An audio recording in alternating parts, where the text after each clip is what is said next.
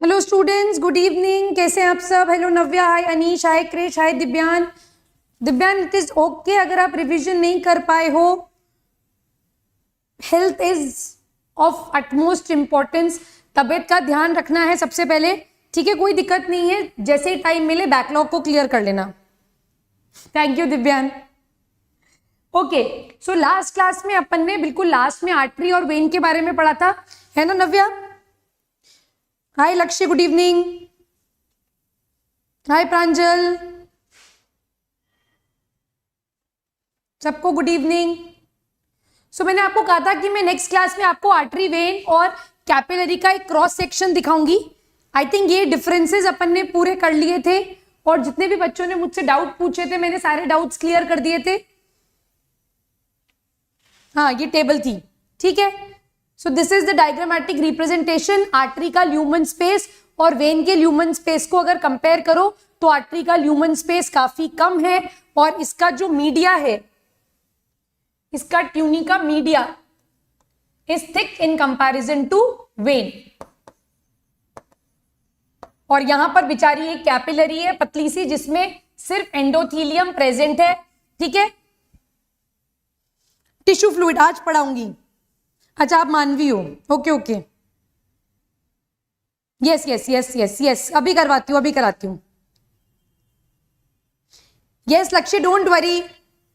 मैं बार बार बस एक ही चीज बोलूंगी, टेंशन मत लो, परेशान मत हो। सिलेबस की टेंशन प्लीज मेरे ऊपर छोड़ दो, मैं सब कुछ कंप्लीट करा दूंगी। प्लीज ऐसे बार बार सिलेबस सिलेबस बोल के ना मुझे भी बहुत स्ट्रेस देते हो। चलो, पहले आरएच फैक्टर पढ़ना है या पहले लिम्फ पढ़ना है? बोलो क्या पढ़े पहले, बताओ। पहले आरएच फैक्टर पढ़े या पहले लिम्फ पढ़े? जल्दी बोलो। हाय अंश, हाय हाय हाय अंश, आरएच फैक्टर। हाय अंश, आरएच फैक्टर। चलो, और कोई तो बोला ही नहीं, आरएच फैक्टर पढ़ा दू। Lymph lymph lymph, RH. Good evening Mukesh. Mukesh, तेरे को एबीए क्लियर हो गया? आरएच। चल, सेल के लिए आई थी, ठीक है? बाय मानवी, ठीक है? आई थिंक आरएच फैक्टर को ज्यादा वोट मिले, आरएच फैक्टर पढ़ते हैं। ध्यान से देखो, आरबीसी है, आरबीसी की सरफेस के ऊपर कुछ एंटीजेंस होते हैं, वो मैंने आपको बताया था। ए एंटीजन होगा तो A blood group, B antigen होगा तो B blood group, A B antigen होंगे तो ए बी ब्लड ग्रुप, और अगर एक भी एंटीजन नहीं होगा तो ब्लड ग्रुप क्या होगा? ओ। इसके अलावा आरबीसी के ऊपर एक और फैक्टर प्रेजेंट है which is called as RH factor. ये एक ऐसा प्रोटीन है which is similar to the one which was found in rhesus monkey. Rhesus monkey में भी एक ऐसा ही प्रोटीन देखने के लिए मिला था जो हमारी आरबीसी की सरफेस पर भी है, इसीलिए इसको नाम दिया RH factor. This RH word is coming from rhesus monkey. इस रीसिस मंकी के पास भी एक प्रोटीन प्रेजेंट था which is similar to the protein that was present on the surface of human RBC. अब अगर ह्यूमन आरबीसी के ऊपर, ध्यान से सुनो, अगर ह्यूमन आरबीसी के ऊपर, अगर ह्यूमन आरबीसी के ऊपर ये आरएच फैक्टर प्रेजेंट है, अगर ये आरएच फैक्टर प्रेजेंट है तो ब्लड ग्रुप हो जाएगा आरएच पॉजिटिव। और अगर आरबीसी के ऊपर ये फैक्टर प्रेजेंट नहीं है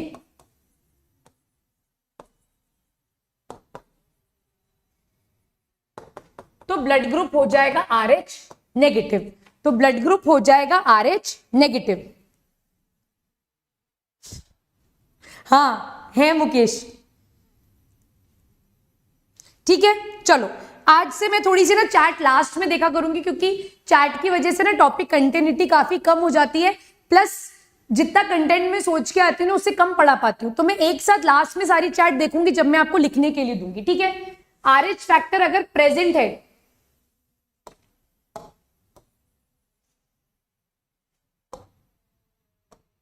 आरएच फैक्टर अगर प्रेजेंट तो ब्लड ग्रुप हो जाएगा आरएच पॉजिटिव, और अगर नहीं है तो आरएच नेगेटिव। तो इसके बेसिस पर देखो ब्लड ग्रुप्स कैसे हो जाएंगे, A positive, A negative, B positive, B negative, A B positive, A B negative, O positive and O negative. तो ये ब्लड ग्रुप्स हमारे पास आ जाएंगे। ए पॉजिटिव का मतलब RH फैक्टर है, बी नेगेटिव का मतलब RH फैक्टर नहीं है। ठीक, अब ध्यान से सुनो, अब मेन बात, अब सबसे इंपॉर्टेंट बात अब स्टार्ट होगी। होगा क्या, RH नेगेटिव के पास एंटीजन नहीं है। ठीक है, RH नेगेटिव के पास एंटीजन नहीं है, RH पॉजिटिव के पास, RH पॉजिटिव के पास RH एंटीजन प्रेजेंट है। अब देखो RH नेगेटिव, RH पॉजिटिव, अगर मैं RH नेगेटिव का ब्लड, RH नेगेटिव का ब्लड RH पॉजिटिव वाले इंसान को दूं, अगर किसी का ब्लड ग्रुप से A negative and A positive, ठीक है, ए बी और ए बी वाली कंपैटिबिलिटी तो अपन ने पढ़ ली थी पूरी, वो तो अपन ने पढ़ ली थी ना। तो अगर मैं ए नेगेटिव वाले का ब्लड ए पॉजिटिव वाले को दूं तो क्या होगा, कुछ नहीं होगा, आराम से ए पॉजिटिव वाला ए नेगेटिव का ब्लड एक्सेप्ट कर लेगा। क्यों एक्सेप्ट कर लेगा, क्योंकि यहां पर एंटीजन ही नहीं है। तो अगर एंटीजन ही नहीं है तो एंटीबॉडीज प्रोड्यूस नहीं होंगी, राइट। दैट मीन्स कोई भी पॉजिटिव ब्लड ग्रुप वाला आदमी कंपैटिबल ब्लड का नेगेटिव ब्लड ले सकता है। जैसे अगर मैं आपको बोलूं कि ए पॉजिटिव किस किस से ब्लड ले सकता है, तो आप लिखोगे ए से ब्लड ले सकता है मैम, और ओ से ब्लड ले सकता है, रिसीव। ठीक है, अब मैं बोलूं पॉजिटिव या नेगेटिव, तो आप बोलोगे मैम ए पॉजिटिव से ले सकता है, ओ पॉजिटिव से ले सकता है, ए नेगेटिव से भी ले सकता है, और ओ नेगेटिव से भी ले सकता है। क्या ये पॉइंट समझ में आया, क्या ये पॉइंट समझ में आया यहां पर। अब मैं अगर आपसे बोलूं बी पॉजिटिव वाला किस किस से ब्लड रिसीव कर सकता है, तो आप बोलोगे मैम बी से और ओ से, बी पॉजिटिव से भी, बी नेगेटिव से भी, ओ पॉजिटिव से भी और ओ नेगेटिव से भी। क्लियर। अब अगर मैं आपको बोलूं ए बी पॉजिटिव वाला किस किस से ब्लड ले सकता है, तो आप बोलोगे मैम ए से, बी से, ओ से, ए बी से, A positive, B positive, O positive, A B positive, A negative, B negative, O negative, A B negative, सबसे ब्लड ले सकता है। अब मैं अगर बोलूं ओ पॉजिटिव किस किस से ब्लड रिसीव कर सकता है, तो ये ओ पॉजिटिव, ओ नेगेटिव। ये बात समझ में आई, क्या ये बात समझ में आई, क्या ये बात समझ में आई। अच्छा, वाई ओ, क्योंकि ओ के पास एंटीजन नहीं होती है बेटा, ओ के पास कोई भी एंटीजन नहीं है। अगर एंटीजन नहीं है तो आप वो चीज आराम से डोनेट कर सकते हो, क्योंकि जब मैंने जेनेटिक्स पढ़ाई थी तो मैंने एक चीज बहुत क्लियरली, बहुत जोर देकर बोली थी कि antibodies are always produced in response to antigen.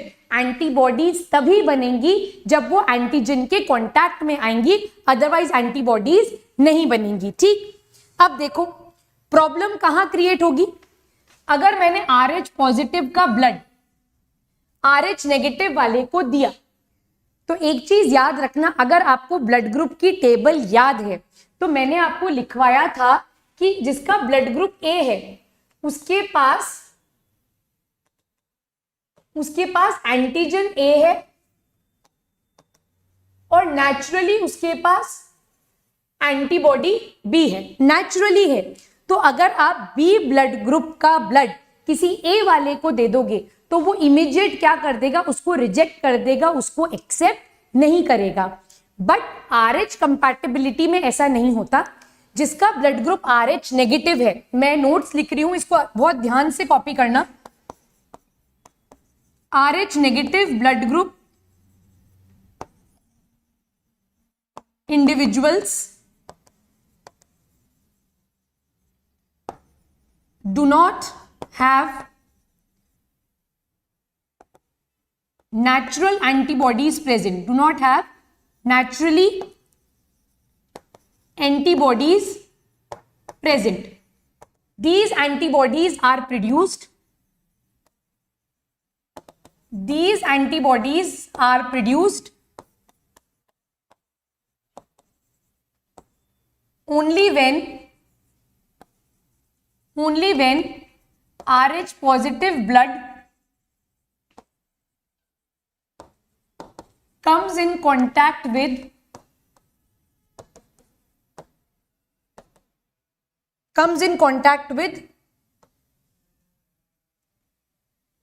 RH negative blood. मतलब अगर आपने गलती से RH, ठीक है, यहां तक क्लियर है? दैट मीन्स अगर आपने RH पॉजिटिव का ब्लड RH नेगेटिव वाले को चढ़ा दिया तो RH नेगेटिव ब्लड ग्रुप के पास नेचुरली RH पॉजिटिव के अगेंस्ट एंटीबॉडीज नहीं होती, बट जब ये RH पॉजिटिव के कांटेक्ट में आएगा तब ये धीरे धीरे एंटीबॉडीज बनाएगा और ब्लड को क्या कर देगा, रिजेक्ट करना स्टार्ट कर देगा। यहां तक बात समझ में आई? So this is the main concept of your RH factor. इसी को बेस बनाकर अब अपन पढ़ेंगे एक बहुत इंपॉर्टेंट कंसेप्ट जिसमें काफी क्वेश्चंस पूछे जाते हैं, बहुत कंसेप्चुअल चीज है, that is called as erythroblastosis fetalis. यहां तक अगर कोई डाउट है, कोई कंफ्यूजन है तो आप मेरे से पूछ सकते हो। यस, लाइव इरिथ्रोब्लास्टिस फीटालिस इसी की वजह से होगा और वही मैं अब आपको पढ़ाऊंगी, क्लासिकल केस। अच्छा अंश, क्या समझ नहीं आया? देखो,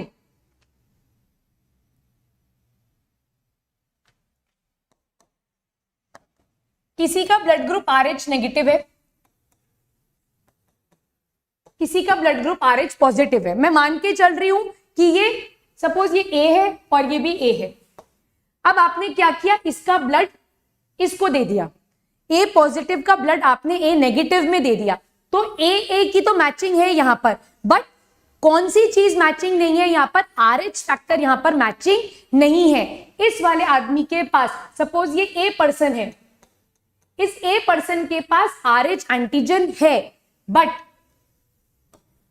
इस B पर्सन के पास RH एंटीजन नहीं है। तो ये ब्लड जब इसके कांटेक्ट में आएगा तो RH नेगेटिव वाले के पास नेचुरल एंटीबॉडीज नहीं है, बट जैसे ही ये RH पॉजिटिव के कांटेक्ट में आएगा तब ये धीरे धीरे एंटीबॉडीज प्रोड्यूस करना स्टार्ट करेगा और इस ब्लड को क्या कर देगा, रिजेक्ट कर देगा। जैसे अगर मैं आपको बोलूं ये एक पर्सन है, ये दूसरा पर्सन है, इसका ब्लड ग्रुप A है, इसका ब्लड ग्रुप B है, ठीक है, इसका नाम रख दे, इसका नाम रख दो गुड़िया और ये गुड्डा, ठीक है। तो अब इसका ब्लड ग्रुप A गुड़िया का, गुड्डा का B ब्लड ग्रुप B। ये ब्लड अगर मैंने इसको दे दिया तो ये नेचुरली ये एकदम तुरंत प्रोसेस से रिजेक्ट हो जाएगा। क्यों हो जाएगा? क्योंकि A ब्लड ग्रुप वाले के पास नेचुरली बाय बर्थ स्टार्टिंग से B के अगेंस्ट एंटीबॉडीज प्रेजेंट है, बट RH के केस में ऐसा नहीं होता। RH नेगेटिव वाले के पास नेचुरल एंटीबॉडीज प्रेजेंट नहीं है फॉर RH पॉजिटिव। तो जब ये RH पॉजिटिव ब्लड के कांटेक्ट में आएगा तब ये एंटीबॉडीज को प्रोड्यूस करेगा। क्या अब ये पॉइंट क्लियर है? हाय करीना,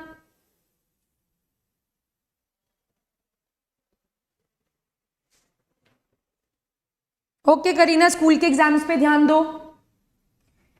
ये टेबल क्लियर है? रिसीव। ऐसे ही मैं आपको होमवर्क के लिए क्वेश्चन दे रही हूं, ये किस किस को ब्लड डोनेट कर सकते हैं हर, वो आपको ड्रॉ करने पड़ेंगे, ठीक है। ऐसे आपको एक टेबल बनानी पड़ेगी कि ये किस किस को डोनेट कर सकते हैं, ठीक है, ठीक है। इसके बेसिस पर मैं एक कंक्लूजन लिख रही हूं, आप इसे क्रॉस चेक करेंगे कि मैंने सही लिखा है कि गलत लिखा है। यूनिवर्सल डोनर सबसे दानवीर ओ नेगेटिव, यूनिवर्सल एक्सेप्टर सबसे ले लेगा ए बी पॉजिटिव। देखो सबसे ले रहा है ये ब्लड, ठीक है, ठीक है। अब डिस्कस करते हैं एक क्लासिकल केस इरिथ्रोब्लास्टिस फीटालिस का। अंश, पॉइंट क्लियर हो गया? Ansh, is it clear to you? Navya, Vaibhavi है क्लास में?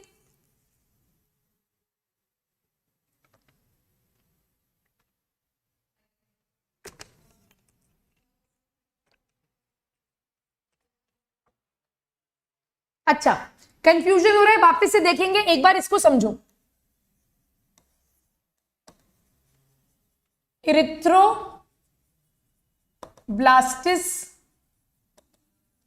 फीटालिस, ठीक है। Erythroblastosis fetalis is caused due to Rh incompatibility. Rh factors के बीच में जब इनकम्पैटिबिलिटी होती है तो एक बहुत ही सीरियस कॉम्प्लिकेशन होता है which is called as erythroblastosis fetalis. इसको ध्यान से समझो सब। दिव्यान, क्या डाउट है? दोबारा से लिखना एक बार। मतलब आरएच पॉजिटिव आरएच नेगेटिव को ही blood, Rh positive Rh negative को ब्लड भी देता नहीं, नेगेटिव वाला पॉजिटिव को दे सकता है, नेगेटिव वाला सिर्फ नेगेटिव से ही लेगा। मैं टेबल बना दूंगी, यहां ध्यान से देखो। अभी classical case, mother father, mother का blood group Rh negative, father का आरएच पॉजिटिव।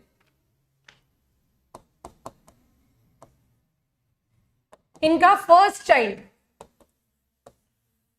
इनका जब फर्स्ट चाइल्ड हुआ तो फर्स्ट चाइल्ड क्या हो गया? आरएच पॉजिटिव, ठीक है। क्लासिकल केस है ऐसा ही।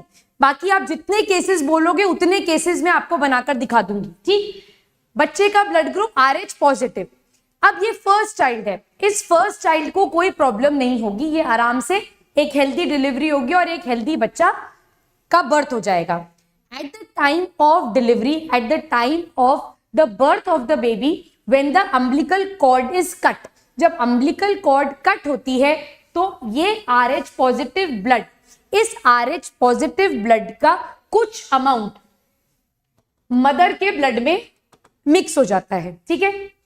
ये आरएच पॉजिटिव ब्लड मदर के ब्लड में मिक्स हो जाएगा। मैंने क्या बोला? आरएच नेगेटिव के पास नेचुरली पॉजिटिव के अगेंस्ट एंटीबॉडीज नहीं होती, बट जब ये इसके कांटेक्ट में आता है तो ये क्या बनाता है? ये क्या बनाएगा? ये आरएच, ये क्या बनाएगा? ये आरएच एंटीबॉडीज बनाएगा, ठीक है। ये क्या बनाएगा? ये आरएच एंटीबॉडीज बनाएगा। क्योंकि ये ब्लड बहुत ही माइनर क्वांटिटी में था तो ये एंटीबॉडीज इस ब्लड को रिजेक्ट कर देंगी और ये कहां चली जाएंगी? ये हमारी मेमोरी सेल्स में चली जाएंगी। बात खत्म हो गई। यहां पर किसी को कुछ भी पता नहीं चला, सब कुछ नॉर्मल है। प्रॉब्लम कब होगी? प्रॉब्लम होगी सेकेंड चाइल्ड के बर्थ पे। अब इनका अगर सेकेंड चाइल्ड भी आरएच पॉजिटिव हुआ, अगर इनका सेकेंड चाइल्ड भी आरएच पॉजिटिव हुआ तो ये एंटीबॉडीज इस अनबॉर्न बच्चे की आरबीसी को रप्चर करना स्टार्ट कर देगी, उसको बर्स्ट करना स्टार्ट कर देगी, उसको डिस्ट्रॉय करना स्टार्ट कर देगी। And this condition is called as erythroblastosis fetalis. मतलब फीटस की आरबीसी का ब्रेकडाउन होना is called as erythroblastosis fetalis and it is caused due to the incompatibility of Rh factor. क्या ये बात समझ में आई? थोड़ी सी जेनेटिक्स रिक्वायर्ड है अंश। RH positive is dominant. RH positive is dominant. It is not co-dominant. It is 100% dominant. ठीक है, यहां तक बात समझ में आई? देखो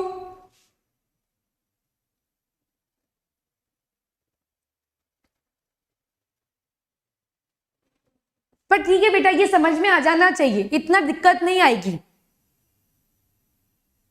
क्लियर है ये बात? Is this point clear? जो आपके ब्रेन में चला जाएगा ये आपके, ठीक है।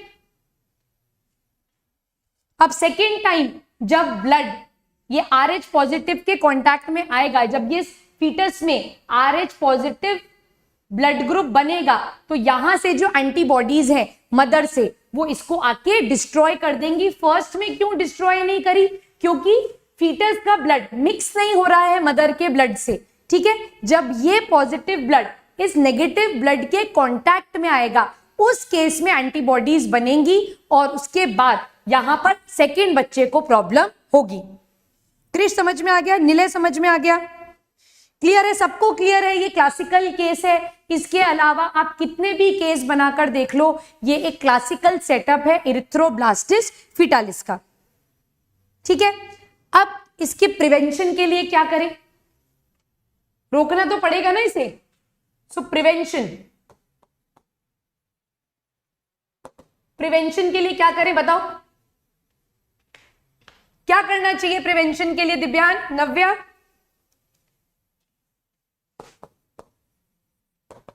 जस्ट आफ्टर बर्थ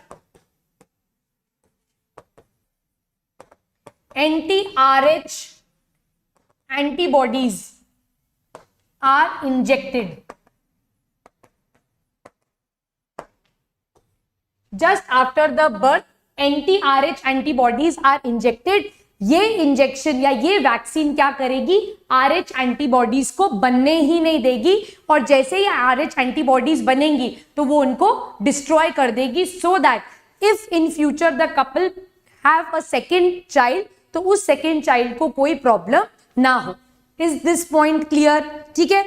अपने जब इंडिया में शादी होती है ना, तो क्या मिलाया जाता है? सबसे पहले जन्म पत्री मिलाई जाती है ना, ऐसे कि कितने गुण मिल रहे हैं, कितना क्या हो रहा है, planetary movements, which is very important, ठीक है। बट उससे ज्यादा, कहीं ज्यादा इंपॉर्टेंट मुझे ऐसा लगता है, हमको दो इंडिविजुअल जिनकी मैरिज प्लान्ड है, उनका एक बार जेनेटिक हिस्ट्री भी ट्रेस करना चाहिए कि कहीं ऐसा तो नहीं है कि जेनेटिक हिस्ट्री में कुछ रेसेसिव जीन्स पास आ जाए और कोई लाइफ थ्रेटनिंग डिजीज हो जाए, या फिर RH कंपैटिबिलिटी मतलब ब्लड ग्रुप को तो कंसिडर किया ही नहीं जाता, कोई फर्क ही नहीं पड़ता। हाँ, ब्लड ग्रुप कोई भी हो, कोई क्या दिक्कत है, पर दिक्कत है, ये देखो आपके सामने कितनी बड़ी प्रॉब्लम है। और अगर आप देखो तो क्या फर्क पड़ता है, कोई A पॉजिटिव हो, कोई A नेगेटिव हो, क्या फर्क पड़ता है। बट अगर हम मेडिकली देखें तो एक्चुअली में ये बहुत ही प्रॉब्लमैटिक सिचुएशन है, ठीक है। ओनली वन, ठीक है दिव्यांग। निलय, आप बहुत टाइम बाद आए क्लास में, सो यहां पे आपका RH वाला पार्ट जो है वो फिनिश, ठीक। चलो अब पढ़ेंगे लिम्फ।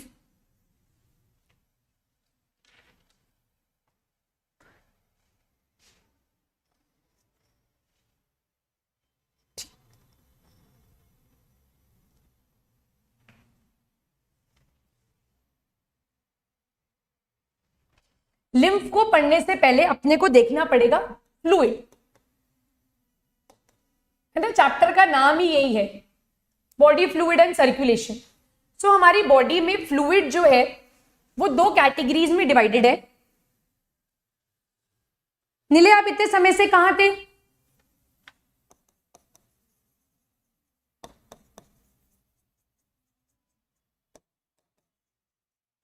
इंट्रासेल्यूलर फ्लूइड और एक्स्ट्रा सेल्यूलर फ्लूइड इंपॉर्टेंट है ये बहुत। अगर मैं क्वेश्चन पॉइंट ऑफ व्यू से बोलूं तो क्वेश्चन यहां से कोई नहीं बनता, बट कंसेप्ट यहां से बहुत स्ट्रॉन्ग बनेगा, ठीक है, बहुत स्ट्रॉन्ग कंसेप्ट बनेगा। इंट्रासेल्यूलर फ्लूइड का मतलब है fluid that is present inside the cell. It is separated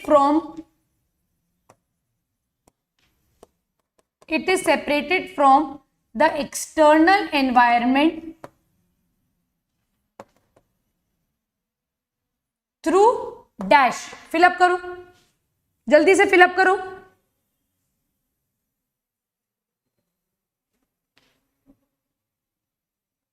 score कितना आ रहा है नीले? Yes, very good दिव्यान। अंश का तो बहुत अच्छा स्कोर आ रहा है IOQM में। लैग है, मैं रुक गई। Very good through, very good Divyan. Nilay, what is your score? Yes, ठीक है। सो इंट्रासेल्यूलर फ्लूइड वो फ्लूइड है जो सेल के अंदर है, and that fluid is separated from the external environment with the help of plasma membrane. Extracellular fluid का मतलब the fluid that is present outside the cell.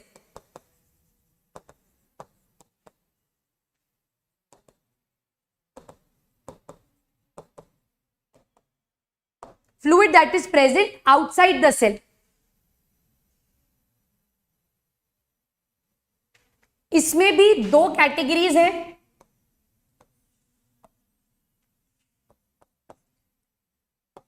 One is intravascular and the other is extravascular. Intravascular मतलब fluid present inside vessels, fluid that is present inside vessel.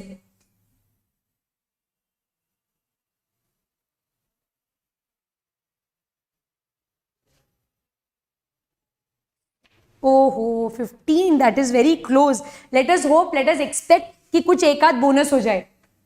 एक्स्ट्रावैस्कुलर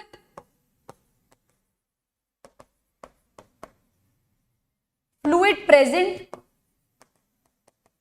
outside vessels. यहां तक कोई doubt? यहां तक कोई doubt? यहां तक कोई डाउट है? कॉपी कर लो।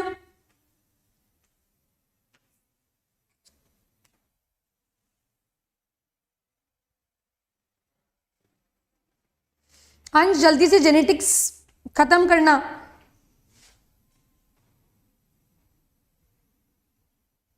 कोई डाउट नहीं है? चलो एक्स्ट्रावैस्कुलर को आगे कंटिन्यू कर रही हूं।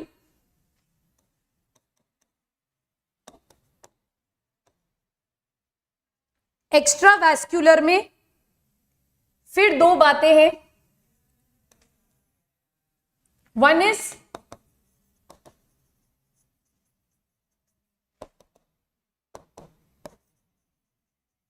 interstitial fluid and the second is transcellular.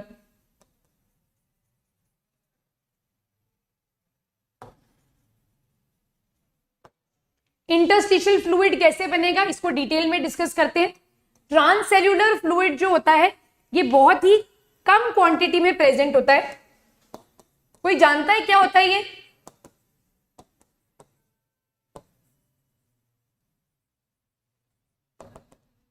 Example, pleural fluid,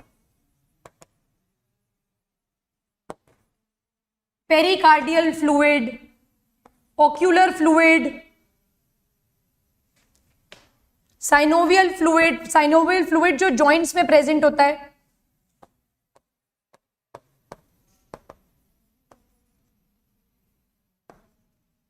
ये सारे फ्लूइड जो है ये किस में आते हैं? ट्रांससेल्यूलर फ्लूइड में आते हैं। इंटरस्टिशियल फ्लूइड वो फ्लूइड है विच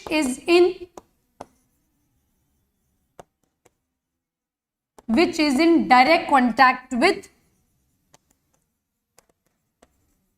टिश्यू।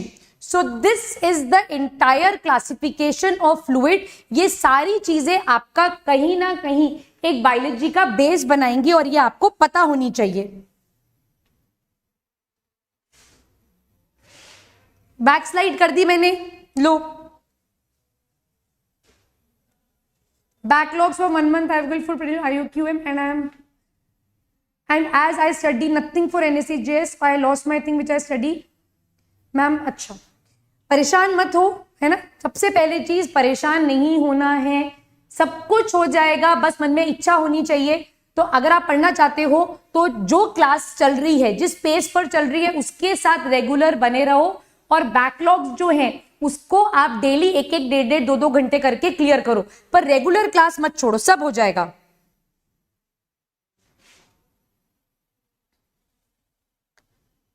एनईसी जेएस इजी होता है बेटा, इतना टेंशन मत लो। NEC JS is a relatively easy exam, तो आप परेशान मत हो।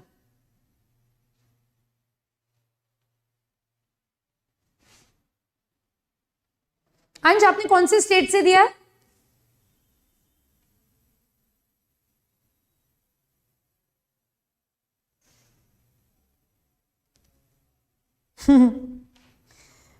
यूपी से, ओके। पता नहीं अनंत सुर कहां चला गया, प्रतीक निलय भी कहां चला गया, अवनी ने प्रिपरेशन छोड़ दी, रियान आ गया, तो रियान अब रेगुलर रहेगा क्लास में।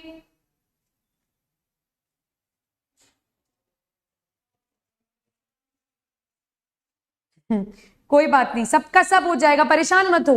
Done, it is done. आगे चलूं, चले आगे।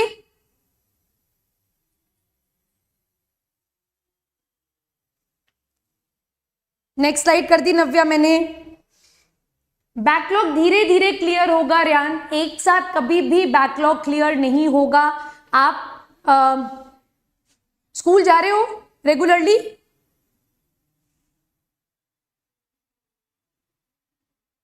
दिव्या नेक्स्ट स्लाइड पे तो अब मुझे लिखना है, नेक्स्ट स्लाइड पे तो कुछ है ही नहीं।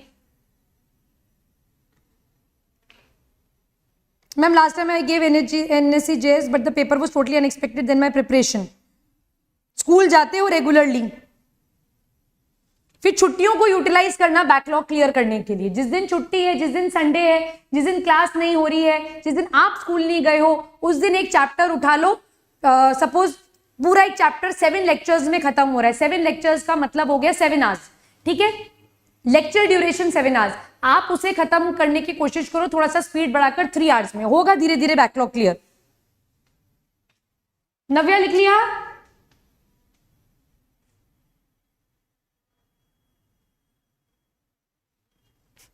अगर सब्जेक्ट वीक है तो उसी के ऊपर फोकस करो, उसी को ज्यादा से ज्यादा पढ़ो।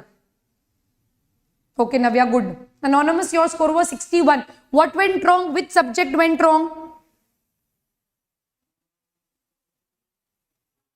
बताती हूं। यहां तक हो गया, चलो आगे चले। ओके, अब यहां देखो, इस डायग्राम को देखो, यहीं से समझने की कोशिश करेंगे। मैंने लास्ट क्लास में आपको बताया था blood flow, artery, arteriole, capillaries, venule, when. ये मैंने आपको बताया था लास्ट क्लास में, याद रखो।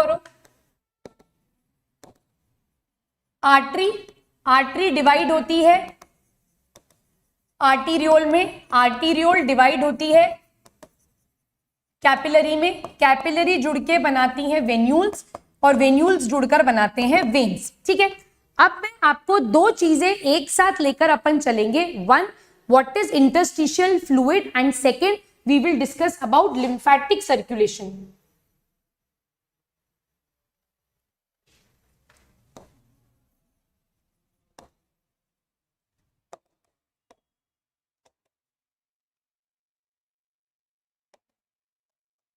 लिम्फेटिक सर्कुलेशन के कंपोनेंट्स,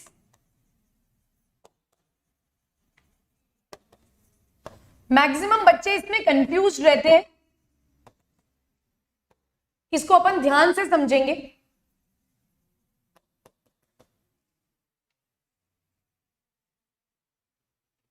पक्का पक्का पक्का अंश,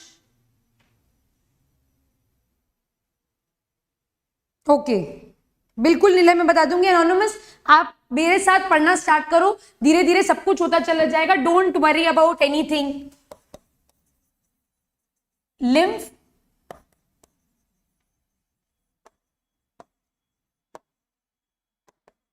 lymph capillary, lymph ducts and lymph nodes, ठीक है। सो this is the component of lymphatic circulation.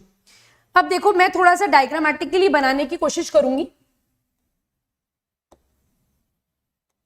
Artery, artery divide into arterioles, markings कर देंगे। These arterioles divides into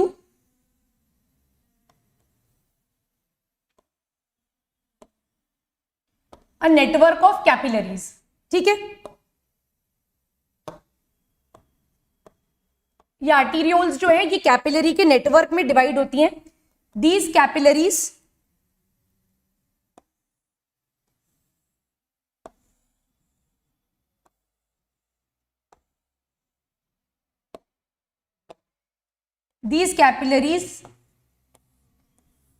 forms venules and venule forms the veins। अब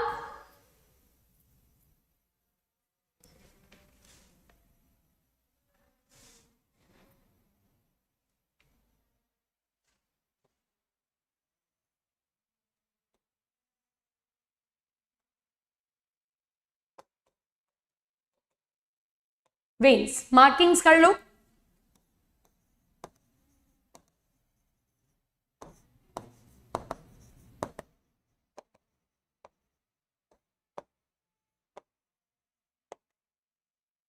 ठीक है,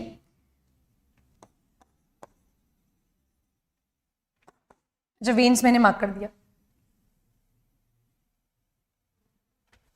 अब देखो, जब ब्लड इस आर्टरी से आर्टीरियोल्स में आया और बहुत थिन कैपिलरीज के कांटेक्ट में आया, ठीक। अब ये कैपिलरीज जो है ये किसके कांटेक्ट में है?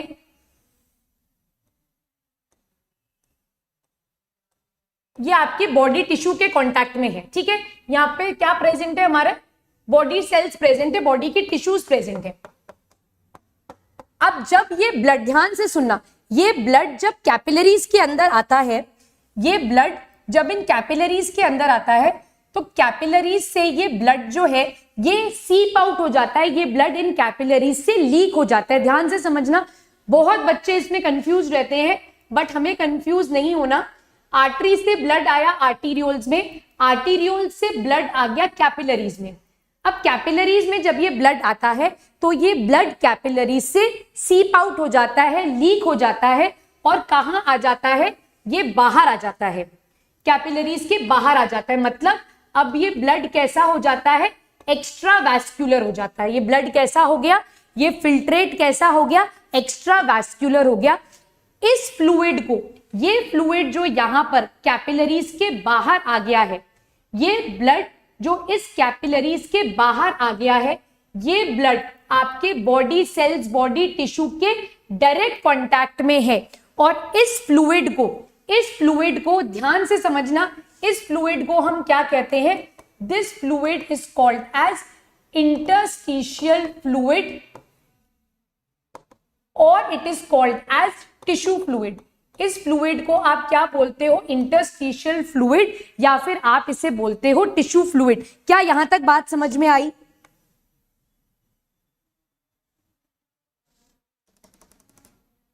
भले ही आपने बोल दिया NSC link Karnataka cut off,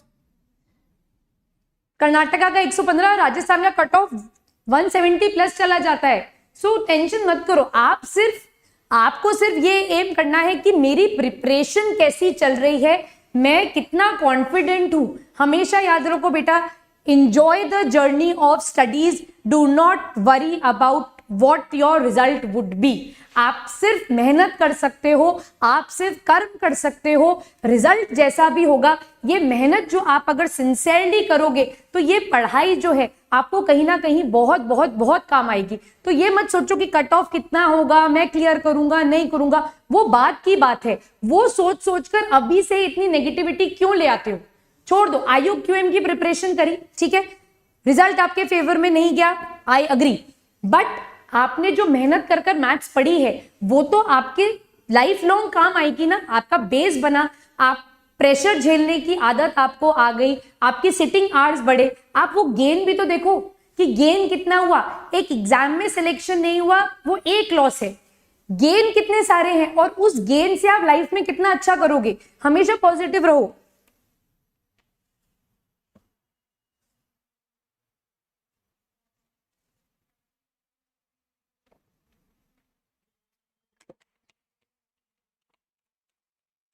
अंश, अब जेनेटिक्स का कोई लेना देना नहीं है इस टॉपिक से, आप मेरे साथ लाइव प्लस पे कर लेना, कोई दिक्कत नहीं है, ठीक है। अब टिश्यू के बीच में जो भी एक्सचेंज होना है, टिश्यू को जो भी लेना देना है, वो इंटरस्टिशियल फ्लूइड, टिश्यू फ्लूइड और इस ऑर्गन के बीच में हो जाएगा। ध्यान से देखो, अब ये ब्लड जो लीक हो गया वो इंटरस्टिशियल फ्लूइड, बाकी बचा हुआ ब्लड जो है वो वेन्यूल्स के थ्रू वेन्स में वापस चला गया, ठीक है। इस पूरे मैकेनिज्म में प्रॉब्लम कहां आएगी सोचो, इस पूरे मैकेनिज्म में क्या प्रॉब्लम आ रही है सोच के मुझे बताओ।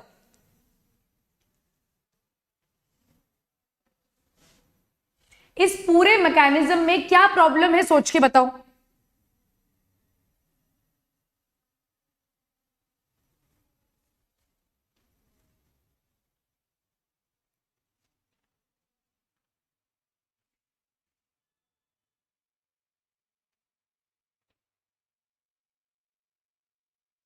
यूपी का कट ऑफ में मैं बहुत टाइम से बोल रही हूं, आई एम सो सॉरी बच्चों, माय बैड। मैं एक डेफिनेट एक बहुत जल्दी वीडियो लेकर आऊंगी जिसमें 5 इयर्स की स्टेट वाइज कट ऑफ की लिस्ट आपसे शेयर करूंगी। आई एम सो सॉरी, मैं बहुत टाइम से ये चीज बोल रही हूं बट मैं जल्दी करूंगी, ठीक है। ब्लड रिटर्न, वेरी गुड दिव्यांग, वेरी गुड। अब अगर यहां से लिक्विड सीप होता चला जाएगा तो ब्लड वॉल्यूम क्या होगा बच्चों, ब्लड वॉल्यूम रिड्यूस होता चला जाएगा, फ्लूइड इस टिश्यू के अराउंड एक्यूमुलेट होता जाएगा, और अगर फ्लूइड टिश्यू के अराउंड एक्यूमुलेट होता चला जाएगा तो वहां पर उस एरिया पर क्या होने लगेगी, वहां पर स्वेलिंग होने लग जाएगी, जिसको हम मेडिकली इडीमा बोलते हैं। तो सबसे इंपॉर्टेंट चीज है कि इस फ्लूइड को हमें वापस से सर्कुलेशन का हिस्सा बनाना है, और इस फ्लूइड को वापस से सर्कुलेशन का हिस्सा बनाने के लिए हमारे पास special type of capillaries present है, एंड दो special type of capillaries are called as lymph capillaries. उन कैपिलरीज को क्या बोला जाता है, लिम्फ कैपिलरीज बोला जाता है। तो लिम्फ कैपिलरीज, ऐसे यहां पर लिम्फ कैपिलरीज प्रेजेंट है। इस लिम्फ कैपिलरी के अंदर, इस लिम्फ कैपिलरी के अंदर ये फ्लूइड एंटर करता है। So these are your lymph capillaries. इस लिम्फ कैपिलरी के अंदर जब ये टिश्यू फ्लूइड जाता है तो उस फ्लूइड को अब अपन क्या कहते हैं, now that fluid is called as lymph, ठीक। अब ये लिम्फ कैपिलरीज जो है ये आगे अपना सफर तय करती हैं, ठीक। ये लिम्फ कैपिलरीज जुड़कर बड़ी डक्ट बनाती हैं। These duct are called as lymph ducts, lymph vessels, and these lymph ducts or lymph vessels ultimately join to the vein। ये lymph duct या lymph vessels जो है ये ultimately किसके साथ जुड़ जाती हैं, ये जुड़ जाती हैं वेन्स के साथ, और पूरा lymph किसके अंदर चला जाता है, ये वेन के पास चला जाएगा, एंड दिस इंटायर फ्लूइड जो ब्लड से सीप आउट हो गया था ये वापस से किसका हिस्सा बन जाता है, ये वापस से सर्कुलेशन का हिस्सा बन जाता है। तो हमारी बॉडी में बड़े बड़ी लिम्फ डक्ट्स हैं, ठीक है। इन सबके नाम मैं आपको बताऊंगी जब अपन हार्ट पढ़ लेंगे, जब अपन पूरा बॉडी सर्कुलेशन पढ़ लेंगे, तब मैं आपको एग्जैक्टली बताऊंगी कि ये लिम्फ कैपिलरी जो है ये किस तरीके से और कैसे किस वेन पर जाकर ज्वाइन होती है, ठीक है। दिव्यांग क्या नहीं समझ में आया बेटा, ये जो कैपिलरीज हैं blood capillaries, in blood capillaries के साथ साथ लिम्फ कैपिलरीज भी प्रेजेंट होती हैं, और ये जितना भी टिश्यू फ्लूइड है जो ब्लड के सीप आउट होने से बना, ये पूरा टिश्यू फ्लूइड किसके अंदर जाता है, ये लिम्फ कैपिलरीज के अंदर जाता है। लिम्फ कैपिलरीज इस टिश्यू फ्लूइड को जब लेती हैं, ये टिश्यू फ्लूइड जब लिम्फ कैपिलरीज के अंदर जाता है तब हम इसे क्या कहते हैं, तब हम इसे लिम्फ कहते हैं, और ये लिम्फ इस लिम्फ कैपिलरी के साथ आगे बढ़ता है। लिम्फ कैपिलरीज आगे जुड़कर बनाती हैं बड़ी lymph vessels which is called as lymph ducts, and these lymph ducts ultimately drain themselves into bigger veins. So this is how the blood volume is retained and the entire circulation of the blood is done.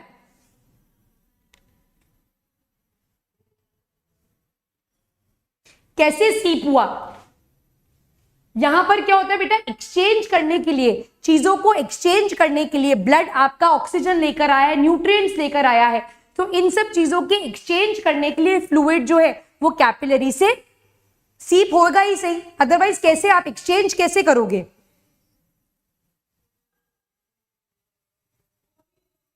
ये fluid blood के साथ mix हो जाएगा ना? हाँ बिल्कुल बेटा, blood से ही तो बना है ना वो।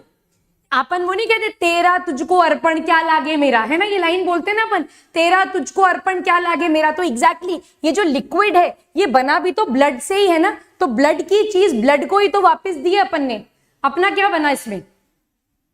अपना क्या बना इसमें? ब्लड की चीज ब्लड को दे दी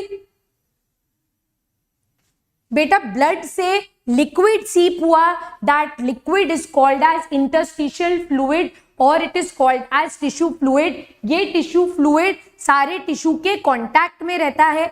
ये फ्लूइड जब लिम्फ डक्ट के अंदर जाता है या लिम्फ कैपिलरी के अंदर जाता है, तब इस इंटरस्टिशियल फ्लूइड को या टिश्यू फ्लूइड को अपन क्या बोलते हैं? अपन तब इसे लिम्फ बोलते हैं।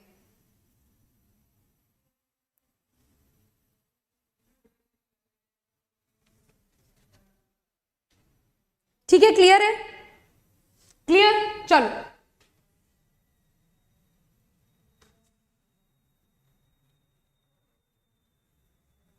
इसको ऐसे ही चलो, ठीक है।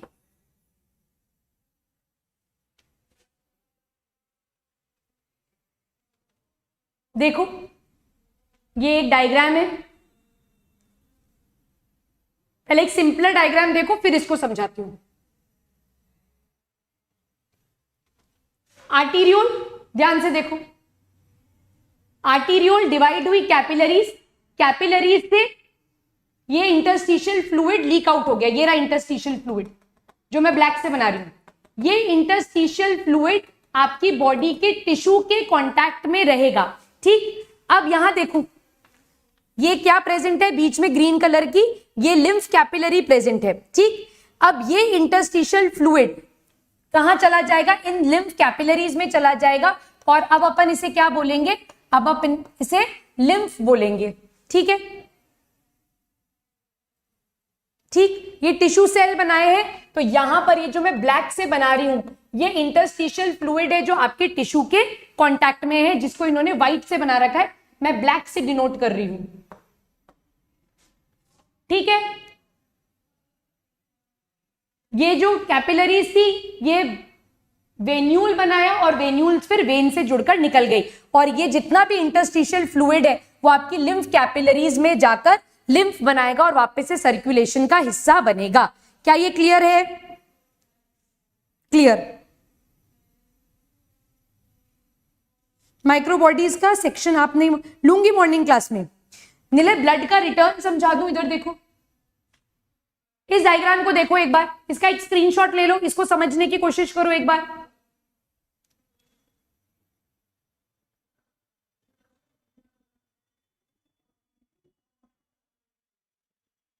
देखो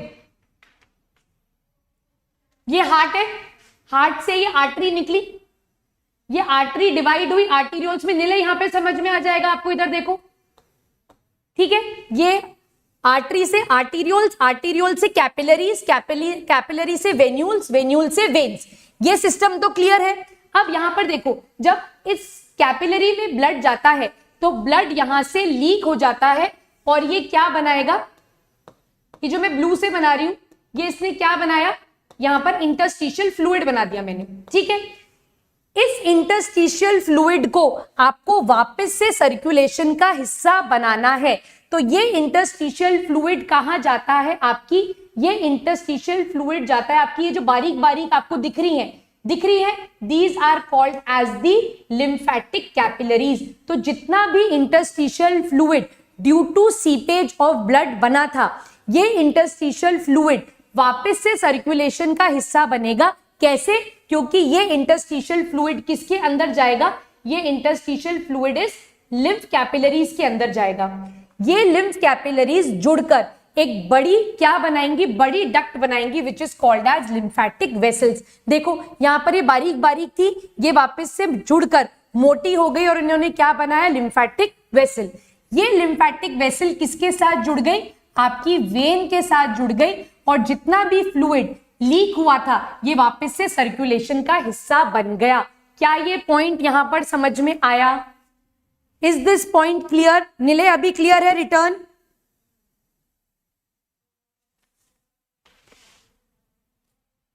ओके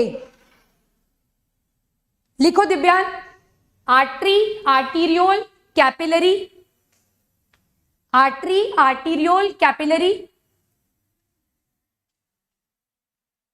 लिम्फ नोड्स नव्या अभी पढ़ाऊंगी बेटा, पढ़ाए नहीं है।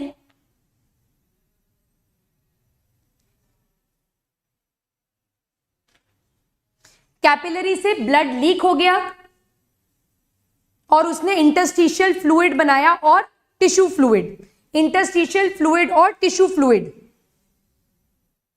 ठीक है।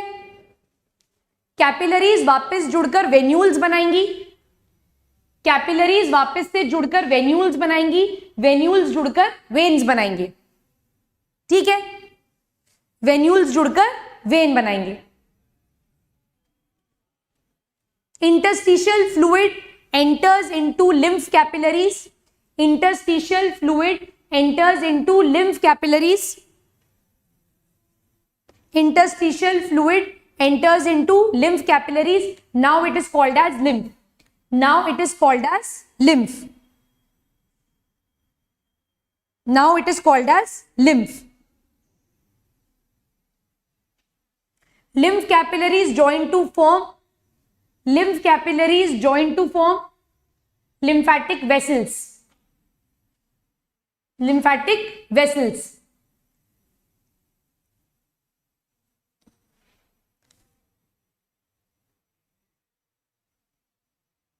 Lymphatic vessels drain into veins.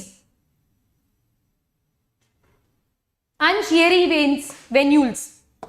ये venules हैं।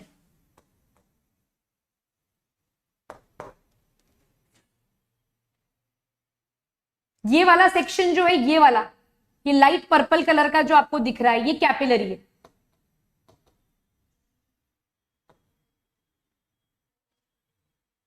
Blood capillary. So there is a difference between blood capillary and lymphatic capillary. Clear है? क्लियर? ओके। अब लिम्फ वेसल्स कुछ कुछ जगह पर थोड़ी एनलार्ज होती हैं। लिम्फ वेसल्स जो हैं वो कुछ कुछ जगह पर क्या होती हैं, थोड़ी सी एनलार्ज होती हैं, मोटी हो जाती हैं, एक नोड जैसा एरिया डेवलप हो जाता है and this area is known as lymph node.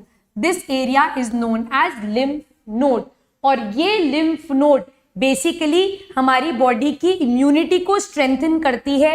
ये जितने भी माइक्रो ऑर्गेनिजम्स आपके सर्कुलेशन में है, जितने भी पैथोजन आपके सर्कुलेशन में है, ये लिम्फ नोड इनको यहीं पर ट्रैप कर लेती है और यहां पर बी और टी लिम्फोसाइट्स प्रेजेंट होते हैं।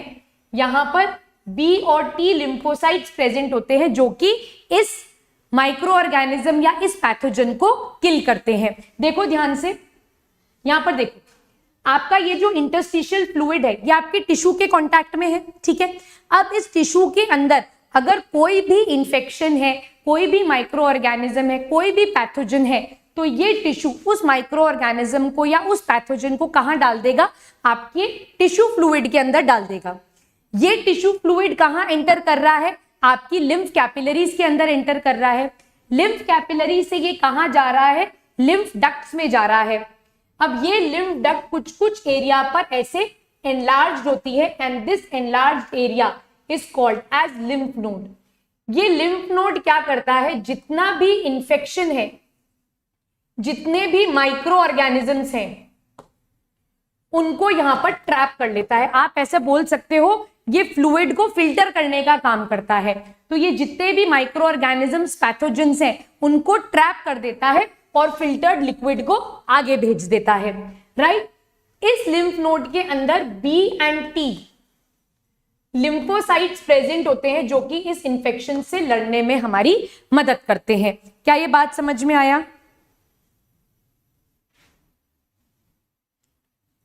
अंश, वेन्यूल जुड़कर वेन्स बनाती हैं।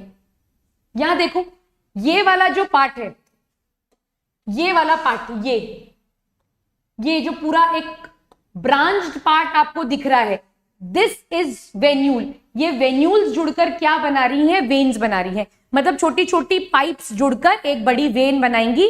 उस छोटी छोटी पाइप्स को आप क्या बोल रहे हो? दोस छोटी छोटी pipes are called as venules. Clear? Clear?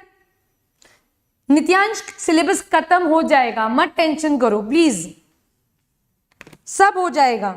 Vishal hi, clear? Navya clear हो गया? दिव्यांग क्लियर है?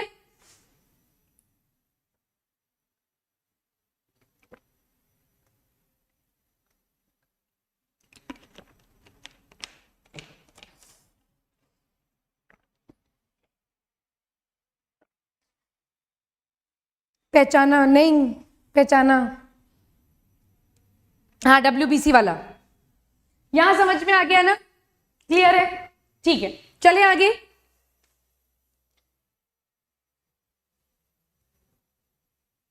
दिस डायग्राम अब मूव करते हैं फाइनली हार्ट के पास। दिव्यान, मैंने ये एक स्लाइड ब्लैंक छोड़ दी है, जब क्लास खत्म हो जाएगी तो मैं इसमें सारे नोट्स लिखकर आपको PDF भेज दूंगी, ठीक है?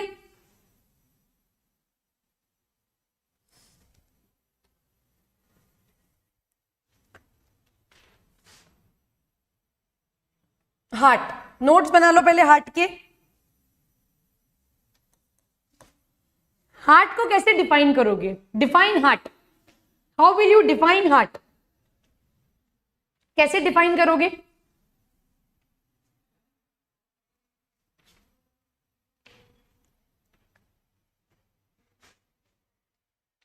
It is the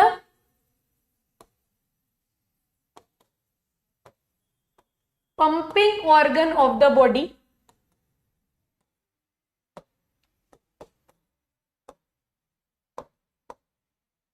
mesodermal in origin।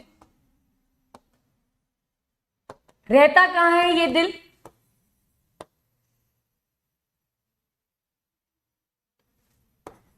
It is situated between two lungs in the thoracic cavity. It is situated between two lungs in the thoracic cavity. Tip of the heart is shifted towards left side,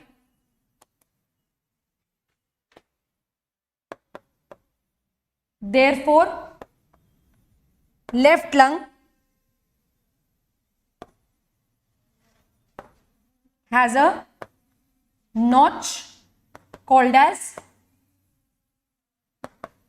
cardiac notch।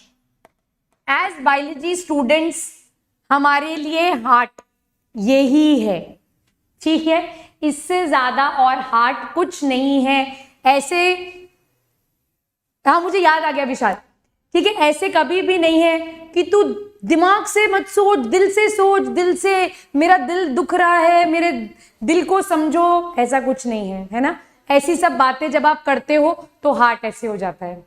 क्या भाई, है ना? मैं ये सब कुछ नहीं करता, हार्ट का काम सिर्फ और सिर्फ ब्लड को पंप करने का है, इसके अलावा हार्ट और कोई काम नहीं करता, ठीक? यहां तक समझ में आ गया? यहां तक मुझे नहीं लगता कि कोई डाउट होना चाहिए। अच्छा, हार्ट कितना बड़ा होता है ना? कई बार ऐसे बोलते थे ना, यार तेरा दिल कितना छोटा सा है ना? तो बता देना, मेरा दिल छोटा नहीं है। My heart is equal to the clenched fist, आपकी बंद मुट्ठी जितना आपका दिल है। So the heart is equal to the size of your clenched fist, ठीक है? दिल टूट गया? नहीं टूटता, नहीं टूटता, ना जुड़ता है, ना टूटता है, ना लगता है, ना रोता है, कुछ नहीं करता है दिल। दिल सिर्फ और सिर्फ ब्लड को पंप करता है और हमारे बॉलीवुड के काम आता है, शेरो शायरी लिखने के लिए और गाने लिखने के लिए, बस। ठीक है, चले आगे। Now the heart is covered with, थोड़ा सा कॉम्प्लिकेटेड तो नहीं बोलूंगी, बट हाँ थोड़ा सा इलैबोरेट पार्ट है, इसको अपन ध्यान से समझेंगे। Heart is covered bye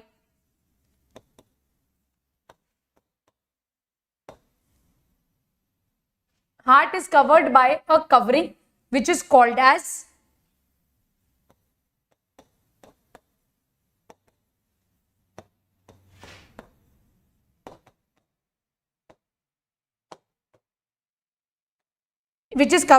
pericardium. ठीक है, हार्ट एक कवरिंग से इनक्लोज्ड है which is called as pericardium. ये दिल भी क्या दिल, अरे ये तो गाना है, ये दिल नहीं, नहीं ये गाना नहीं है, सॉरी सॉरी। ठीक है, अब ये जो पेरिकार्डियम है, ये पेरिकार्डियम जो है ये दो पार्ट्स में डिवाइडेड है, आउटर और इनर। आउटर को बोलते हैं अपन fibrous pericardium. Outer is called as fibrous pericardium and it is made up of tough, inelastic, fibrous connective tissue. Inner वाला जो पेरिकार्डियम है, ये inner, it is divided into two. It is divided into two. Outer and inner. Please यहां confuse मत होना, ठीक है। बाहर वाले को तो फाइब्रस पेरिकार्डियम बोलते हैं, इनर वाले को सीरस पेरिकार्डियम बोलते हैं। इनर वाले को सीरस पेरिकार्डियम बोलते हैं। और ये सीरियस पेरिकार्डियम, तो गाना बना, ये सीरस पेरिकार्डियम जो है ये खुद डिवाइडेड है into outer and inner serous pericardium. यहां तक कोई कंफ्यूजन तो नहीं है। देखो इसको अगर अपन ड्रॉ करें यहां पर,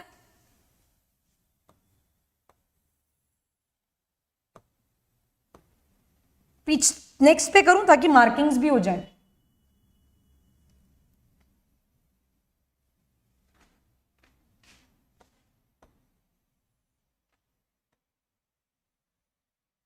ये जो है ये आपकी फाइब्रस पेरिकार्डियम है। ठीक है, ये आउटर मोस्ट लेयर हो गई। ठीक, इसके अंदर कौन सी लेयर है? सीरस। सीरस खुद दो पार्ट्स में डिवाइडेड है, outer serous, inner serous. Outer serous को बोला जाता है, आउटर सीरस को बोला जाता है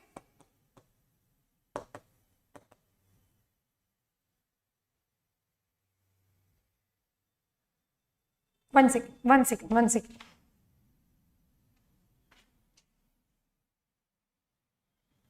कुछ गलत हो गया मुझसे, एक सेकेंड नहीं, ठीक है।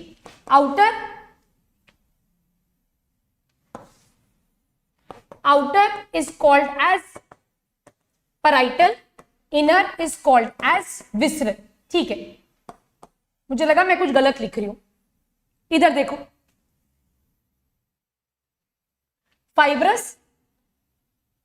फाइब्रस के बाद this is parietal serous,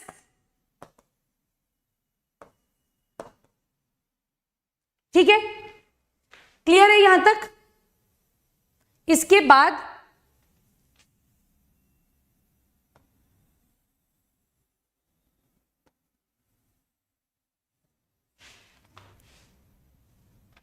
this blue one, this is visceral serous pericardium. यहां तक क्लियर है। इस पैराइटल और विसरल के बीच में इस पैराइटल और विसरल के बीच में, this is called as pericardial cavity, और इसके अंदर एक फ्लूइड भरा हुआ रहता है which is called as pericardial fluid. यहां पर क्या प्रेजेंट है, यहां पर एक फ्लूइड प्रेजेंट है which is called as pericardial fluid. यहां तक समझ में आया?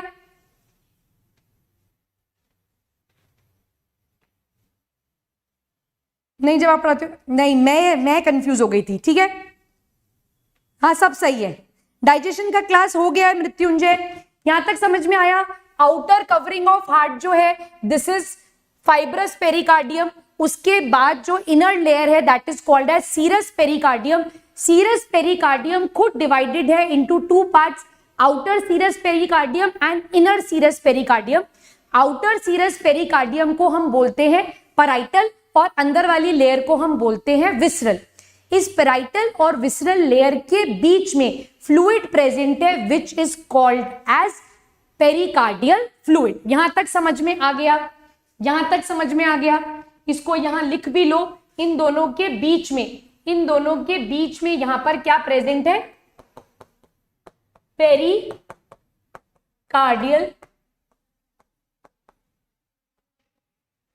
फ्लूइड। ठीक है, क्लियर? यहां तक clear? Now this is the covering of the heart. इस कवर के बाद हार्ट के पास 3 लेयर्स प्रेजेंट है, इसके बाद हार्ट के पास 3 लेयर्स प्रेजेंट है। ठीक है, इन कवरिंग के बाद 3 लेयर्स प्रेजेंट है। Outer layer is epicardium, next layer is myocardium and the innermost layer is endocardium. ठीक है, तो इन कवरिंग्स के बाद हार्ट के पास 3 लेयर्स हैं, एपिकार्डियम, मायोकार्डियम एंड एंडोकार्डियम। अब ये जो एपिकार्डियम है, डायग्राम पे आ जाते हैं, ये जो है आपकी विसरल सीरस पेरिकार्डियम, इसी को क्या बोला जाता है, this is called as epicardium. So ये दोनों एक ही नाम है, visceral serous pericardium is also called as epicardium. और एपिकार्डियम जो है, एपिकार्डियम जो है ये बनी हुई है एक एपिथीलियम से जिसको हम बोलते हैं mesothelium plus connective tissue. This mesothelium is a special type of squamous epithelium. इसके बाद एक थिक लेयर प्रेजेंट है which is called as, this is called as myocardium, and this myocardium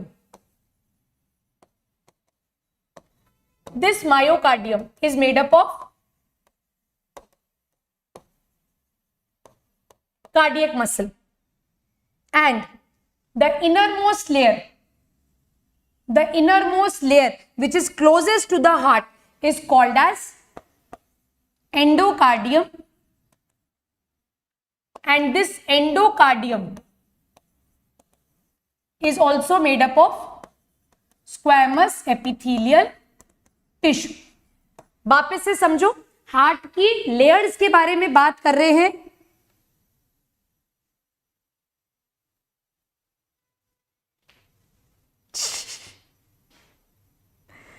ठीक है, देखो, आउटर मोस्ट लेयर जो heart की है it is made up of fibrous pericardium. ये फाइब्रस पेरिकार्डियम बना हुआ है tough inelastic fibrous connective tissue का। इसके अंदर जो लेयर है that is called as serous pericardium. Serous pericardium 2 parts में डिवाइडेड है, आउटर सीरस और इनर सीरस। आउटर सीरस जो है आप उसको क्या बोलते हो, पैराइटल सीरस। अंदर वाले को आप बोलते हो विसरल सीरस। पैराइटल और विसरल के बीच में एक खाली जगह है जहां पर एक फ्लूइड भरा हुआ है which is called as pericardial fluid. इसी को मैंने ट्रांससेल्यूलर फ्लूइड लिखवाया था। ठीक, अब ये जो विसरल सीरस पेरिकार्डियम है this is also called as your epicardium. ठीक, एपिकार्डियम के जस्ट नीचे एक थिक मस्क्यूलर लेयर प्रेजेंट है which is called as myocardium. ये मायोकार्डियम किसकी बनी हुई है, ये कार्डियक मसल्स की बनी हुई है। And the inner most layer is endocardium, और ये किसकी बनी हुई है? ये स्क्वैमस एपिथेलियम की बनी हुई है। क्लियर है? क्लियर?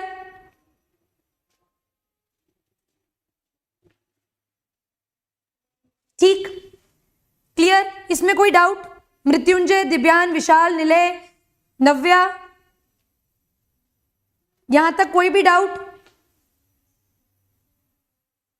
टिश्यू लूंगी दिव्यान, लूंगी, डेफिनेटली लूंगी, बस ये नाम याद कर लो। जैसे ही टिश्यू पढ़ोगे सारी चीजें आपके दिमाग में एकदम सेट हो जाएंगी। नो का मतलब डाउट समझ में नहीं आया या डाउट नहीं है? नो का मतलब मैंने क्या क्वेश्चन पूछा? डाउट नहीं है या समझ नहीं आया?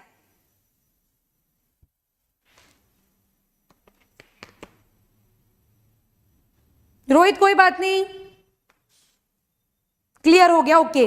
दिव्यान, अंश, रियान, नव्या क्लियर, वेरी गुड बेटा, डाउट नहीं है, ठीक है। चले आगे। तो ये हार्ट की कवरिंग्स हो गई, हार्ट के बारे में एक इंट्रोडक्शन हो गया, ठीक है। ये हार्ट है, ये हार्ट है। हमारा हार्ट कैसा है? Human heart is 4 chambered. Upper 2 chambers are called as atria. Lower 2 chambers are called as ventricles. ठीक है, आप यहां क्लियरली देख सकते हो, राइट एट्रियम, इसके नीचे right ventricle, then you have left atrium and you have left ventricle. So in total we have 4 chambered heart. अब मैंने अपने कन्वीनियंस से समझाने के लिए कुछ चीजें अपने आप से लिख रखी हैं ताकि बच्चे कभी हार्ट के स्ट्रक्चर में कंफ्यूज ना हो। तो आप भी उन चीजों को फॉलो करो तो आपको भी मजा आएगा,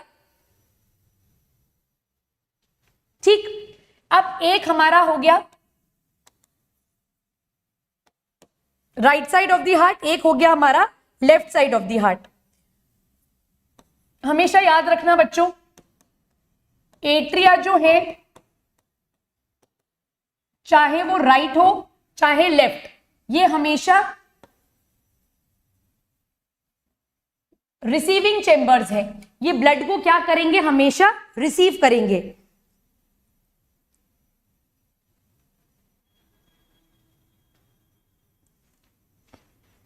कराऊंगी। वेंट्रिकल्स चाहे राइट या left, they are pumping chambers. ये ब्लड को हार्ट से दूर भेजेंगे, ठीक। 2 चीजें। तीसरी सबसे इंपॉर्टेंट बात, राइट साइड ऑफ हार्ट जिसमें 2 चेंबर्स हैं, राइट एट्रिया और right ventricle. Right side of the heart के पास हमेशा, इसके पास हमेशा डीऑक्सीजनेटेड ब्लड है।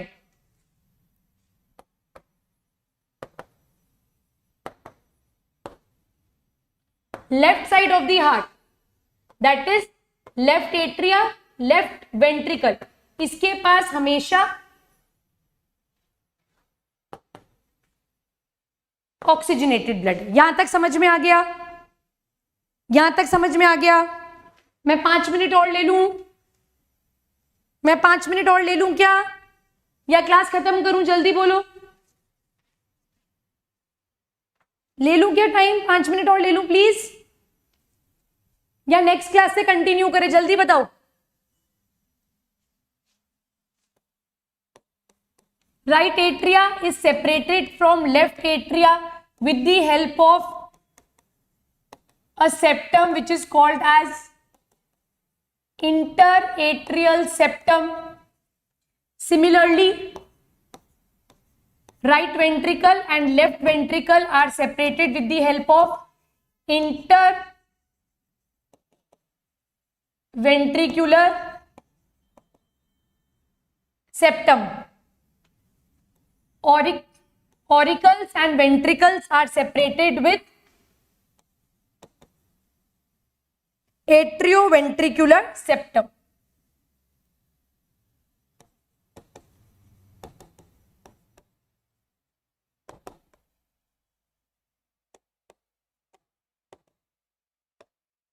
बोलो 5 साल ले लो, ठीक है ठीक है, ले लो मैम, क्लास ले लो, ठीक है। अब देखो मार्किंग्स करनी है बस मुझे। This right atrium,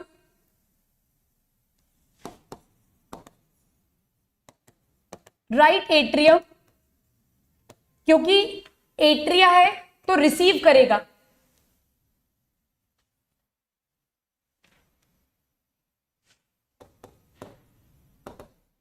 it receives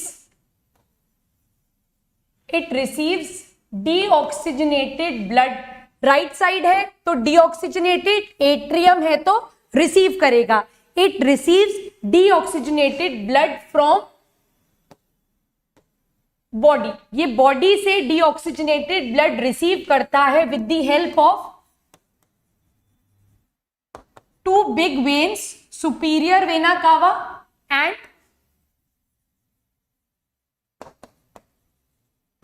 superior vena कावा एंड इंफीरियर वेना कावा।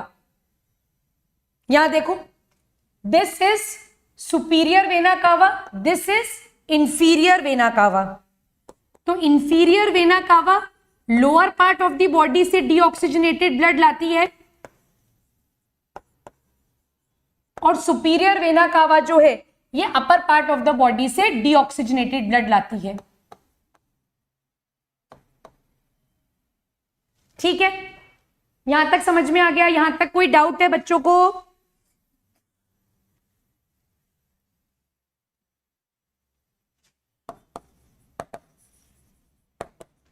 राइट वेंट्रिकल, वेंट्रिकल है तो पंप करेगी, राइट है तो deoxygenated. It pumps deoxygenated blood to lungs through a artery which is called as pulmonary artery। Artery blood को heart से away ले जाती है, ये डेफिनेशन मैंने स्पष्ट कड़े शब्दों में आपको मेरी पिछली क्लास में बताई थी। अब पल्मोनरी आर्टरी एक ऐसी आर्टरी है जो डीऑक्सीजनेटेड ब्लड कैरी कर रही है, बट ब्लड को लेकर कहां जा रही है? हमारे दिल से दूर लेकर जा रही है। ठीक, सो यहां पर आप देखो, दिस इज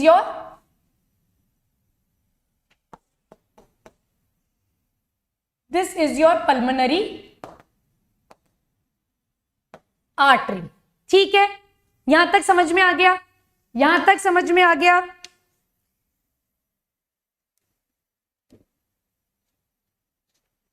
पानी पी लूं मैं? मुझे थैंक यू।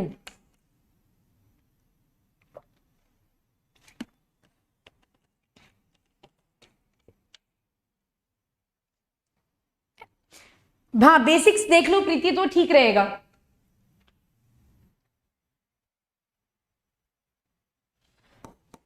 अब बात करते हैं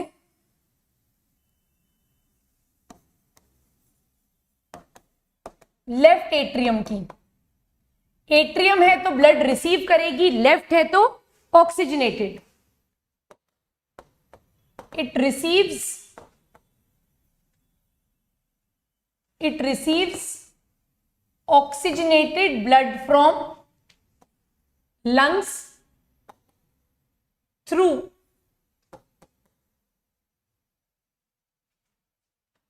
पल्मोनरी वेन।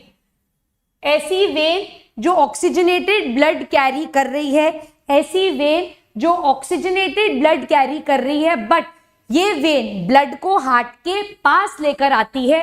तो by definition there is no exception, but yes, veins generally carry deoxygenated blood, but pulmonary vein एक ऐसी वेन है जो कैसा ब्लड कैरी कर रही है, ऑक्सीजनेटेड ब्लड कैरी कर रही है। Left ventricle,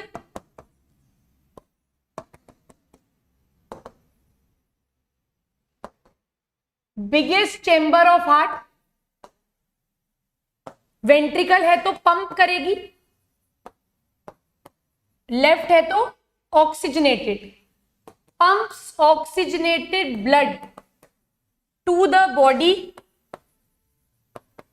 through a large artery which is called as aorta। Diagram में देखो, डायग्राम में देखो, ये दिस इज योर पल्मोनरी,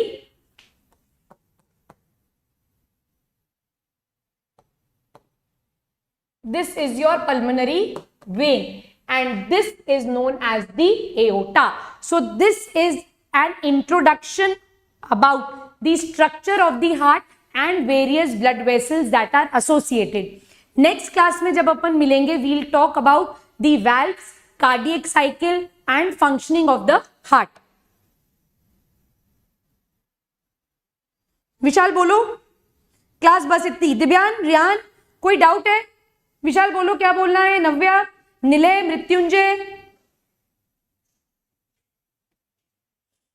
जाना तो पड़ेगा बेटा, फिजिक्स की क्लास है आपकी, ठीक है।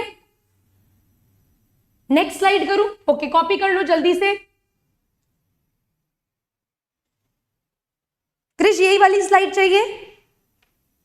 No doubt, very good. Next chapter देखती हूं, मोस्ट प्रोबेबली नेक्स्ट या नेक्स्ट से नेक्स्ट, 2 क्लासेस और। दिव्यान, मैं इन्फॉर्म कर दूंगी कल की क्लास के लिए। कल नहीं है क्लास अभी, as per now there is no class tomorrow, there is no class schedule tomorrow.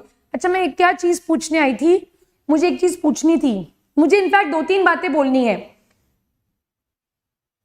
हाँ, फिजिक्स वाले सर को भेज रही हूं। कौन सी स्लाइड करूं? राइट, ये सैटरडे को, ये जो सैटरडे आएगा, नेक्स्ट वीक वाला जो सैटरडे आएगा, आप सब स्कूल जाओगे या घर रहोगे? क्या बताऊं विशाल?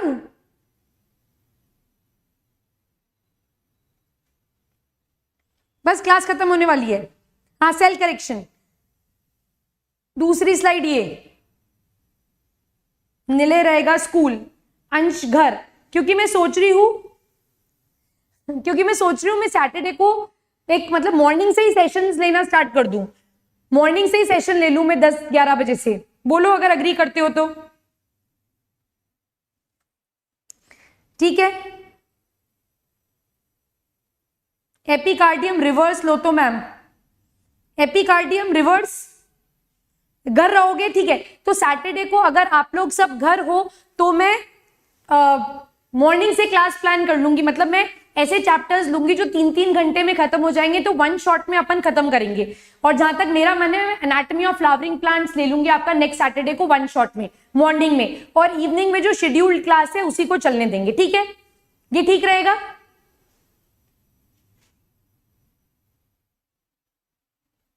हाँ, मैं कर दूंगी ये वाला, ठीक है, ये करेंगे एक तो। और कमिंग ट्यूसडे को, ये जो ट्यूसडे आएगा उस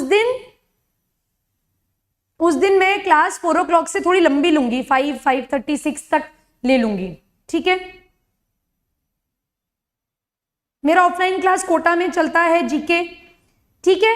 तो नेक्स्ट क्लास में अपन हार्ट की वैल्व्स पढ़ेंगे, फंक्शनिंग ऑफ हार्ट देखेंगे, कार्डियक साइकिल देखेंगे, इतना तो करेंगे ही करेंगे, बाकी टाइम परमिट करेगा तो उस हिसाब से। बट यस, सैटरडे को मैं एक महा मैराथन क्लास जरूर लूंगी, जिसमें मैं आपको 3 घंटे में एनाटॉमी ऑफ फ्लावरिंग प्लांट्स, जितना भी टाइम लगेगा पर उतने में मैं आपका एनाटॉमी ऑफ फ्लावरिंग प्लांट्स खत्म कर दूंगी, ठीक है। चलो बाय बच्चों, all the best, take care, let's crack it.